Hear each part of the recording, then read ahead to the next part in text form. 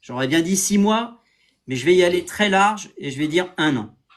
Pourquoi? Parce que le client qui était capable d'acheter avec un taux à 3% et qui voit le taux passer à 4, ben finalement, il va devoir minorer ses attentes ou alors carrément quitter le marché qu'il visait et plus être dans le 16e, mais aller plutôt vers Boulogne.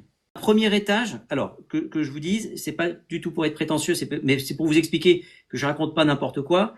J'ai été 5 ans expert à la Chambre des experts immobiliers de France. Et on accède à des tables. Je les ai plus.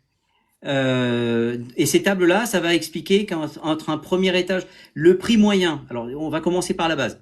Le prix moyen à Paris, c'est un immeuble en pierre de taille, troisième étage, bon état, des charges normales et un ascenseur.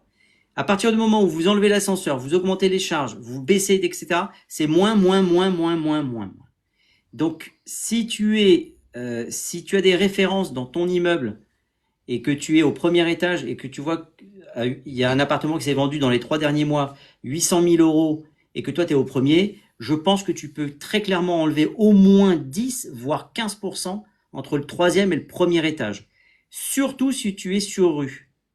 Et malheureusement, c'est pas aussi mécanique que ça, parce que si tu es au premier étage sur une cour où il n'y a pas de bruit, où il y a du soleil, c'est une chose.